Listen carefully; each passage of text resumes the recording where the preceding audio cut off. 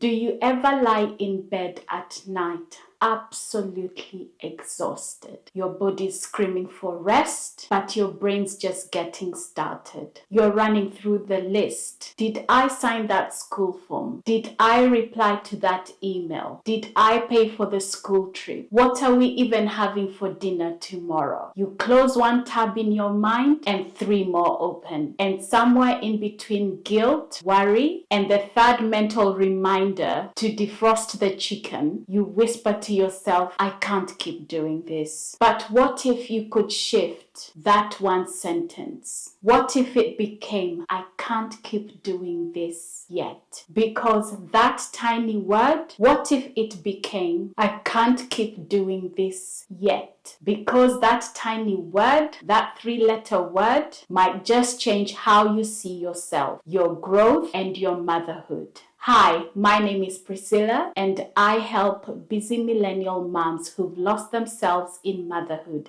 rediscover their sense of self. Have you ever read every self-help quote, listened to all the mindset podcasts, followed all the You've Got This accounts, and still thought to yourself, why do I feel stuck? You're not alone, you're not broken, you're just human, and human brains love certainty. But motherhood, it doesn't come with certainty. Between school runs, meal planning, and trying to remember what day it even is, it's easy to feel like you're falling behind. And when you finally sit down, you start questioning yourself. Am I doing enough? Am I enough? But maybe the missing piece isn't another quote or a 5 a.m. routine. Maybe it's just one simple word, yet. And once you understand it, truly live it, everything changes. That is the power of yet. Let's be honest, most of us know about mindset. We've heard of growth mindset and fixed mindset. We want to think positively, but then life happens.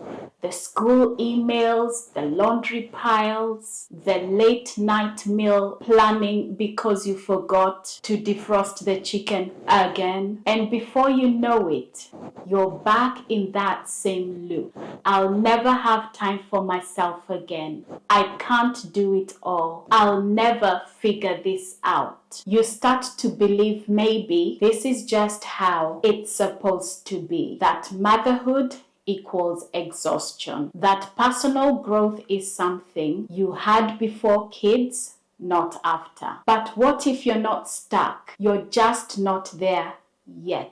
The word yet might sound simple, but it's actually powerful psychology. Dr. Carol Dweck, the researcher who introduced this concept of the growth mindset, discovered that when children added yet to their thinking, their brains literally lit up differently on scans. Yet turns a closed door into an open one. It tells your brain, we're not done here. So instead of, I'm not good at this, you say, I'm not good at this yet. Instead of, I can't manage all of this, you say, I can't manage all of this yet.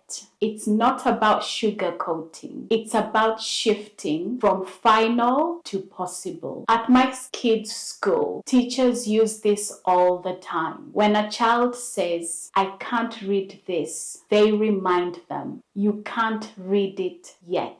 No shame, no pressure, just possibility. And maybe that's what we all need as moms. Less pressure, more possibility. You may be thinking to yourself, I'm not good at all. But here's the thing. When you say I'm not good at it, there's usually more beneath the surface. It's rarely just about skill or ability. Sometimes it's about confidence, that quiet fear whispering, what if if I try and fail? Other times it's that old story we've told ourselves. I'm just not that type of person. We say I'm not good at it as protection. Because if we admit we've never really tried, we'll have to face the unknown. But wouldn't you rather try and realize, actually, this isn't my thing, than spend years wondering, what if I could have? A limited belief holds you hostage to what you could have grown into, what you could have discovered about yourself. Here's why we stay stuck. Most of us get tripped up. We know about growth mindset, but we don't live it. Reading about change feels like growth. Saving quotes on Instagram feels like motivation. But the truth is, mindset only shifts through action. You can't change your mindset by thinking harder. You can change it by doing differently. So when you say, I'm not patient, ask yourself, are you practicing patience or just accepting that story as truth? When you say, I'm not confident, ask yourself, have you tried something new lately? Or have you already decided the outcome before you even began? The story you tell yourself about setback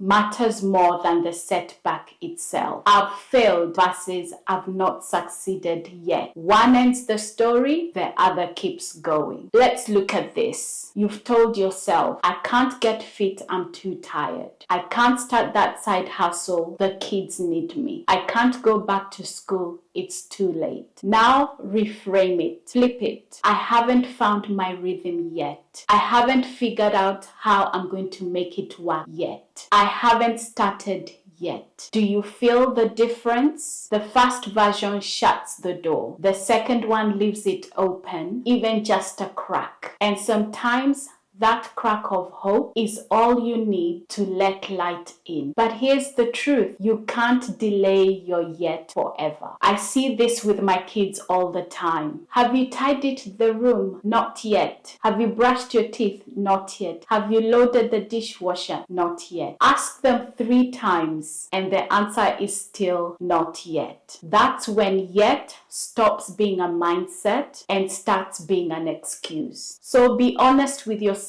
too. You can't say I haven't prioritized myself yet or I haven't taken the leap yet forever. The power of yet only works when it's paired with movement. Otherwise, it's just a pretty way of saying I'm not ready. So give your yet a deadline, even a small one. Then take one tiny step to back it up, because every yet needs proof. Have a curious approach to your yet. And when something feels new or unfamiliar, instead of shutting it down with I've never done that before, approach it with curiosity. Curiosity says, I wonder what I could learn if I gave this a try. It's softer, gentler, but it's also powerful because curiosity keeps you open. It replaces judgment with exploration. And when you're curious, failure becomes feedback, not finality, not the end. That's what yet really is. An invitation to stay curious, even when you're scared. So let's look at ways we're going to make yet a part of our daily life or routine. Catch your self-talk. Every time you say, I can't, add yet. You'll start to hear how often your words limit your potential. Give your yet a timeline. I haven't built confidence yet, but I'm working on it this month. I haven't launched my project yet, but I'm giving myself 60 days. Track your tiny wins. Write down things you couldn't do before but can now. You'll realize growth was happening all along, just quietly. Say it out loud. Say it in front of your kids. Let them hear you say, I can't do this